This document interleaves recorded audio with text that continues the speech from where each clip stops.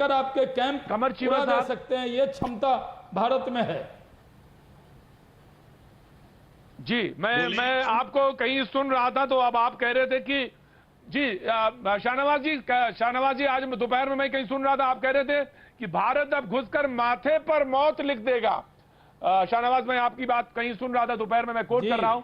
चीमा साहब, आप अक्सर ये बात कहते थे, पाकिस्तान अक्सर कहता, मुझे जरा सबूत दे दीजिए, मुझे जरा सबूत दे दीजिए।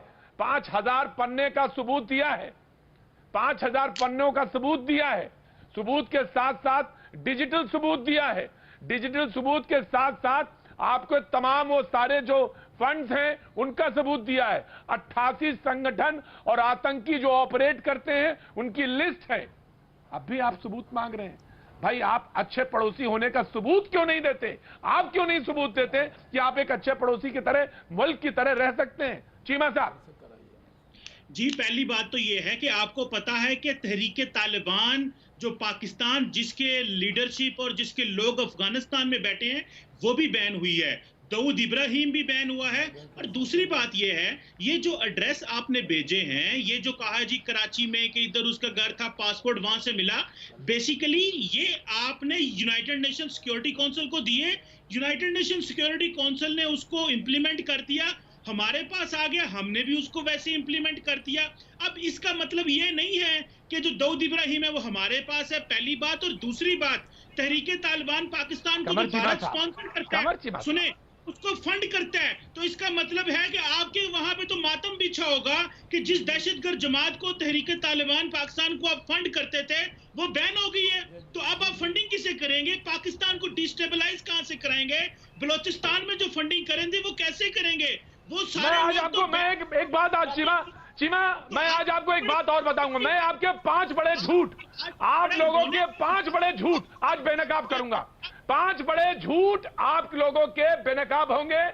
आप कह रहे हैं कि हम फंड करते हैं, आप उल्टा हमें बता रहे हैं, आप हमें बता रहे हैं। आप नहीं, शाहनवाज हुसैन साहब से आप क्या जानना चाहते हैं? अफगानिस्तान में बैठी है, उसको वो सिक्योरिटी काउंसिल ने बैन कर दिया हमारे कहने पे, और आपको उसको बैन करना पड़ा है। तो उस जमात को तो आप फंडिंग करते थे, पैसा देते थे, अब किस दहशतगर्द जमात को पैसा देंगे? बड़ी मोटी खाल है, या तो चीमा साहब बड़ी मोटी खाल है, या तो खाल बड़ी मोटी है, या तो खाल बड़ी मोटी है पाकिस्तान की, या वो सुनना नहीं चाहता।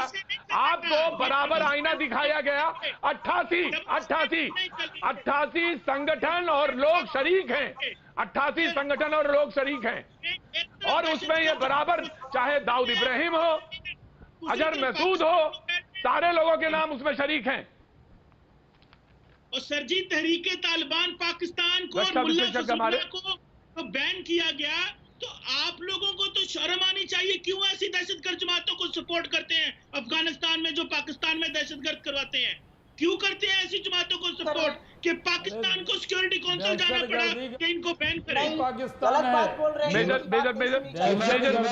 मेजर सूर्यवंशम, मैं आपका शुक्रिया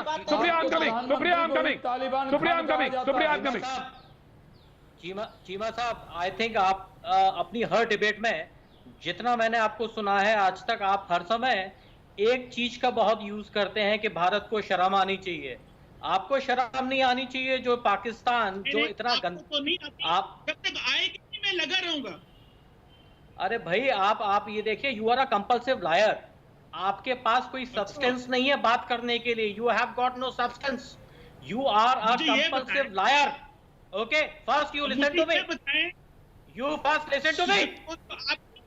फॉरेन मिनिस्टर साहिबा थी, वो तो बदतमीजी करते रहते हैं। हिंदुस्तान को शर्म आनी चाहिए।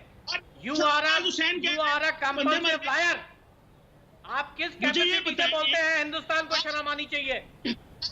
फौज ने आज तक नहीं माना कि पाकिस्तान में कितने बंदे मरे थे जब सर्जिकल स्ट्राइक की। हुकूमत कुछ कहती है, फौज कुछ कहती है। गलवान में फौज कुछ कहती है, फौज कहती है चाइना घुसा है। गलवान को आप छोड़िए, आप हिंदुस्तान गलवान पे मैं आऊंगा, गलवान पे मैं आऊंगा।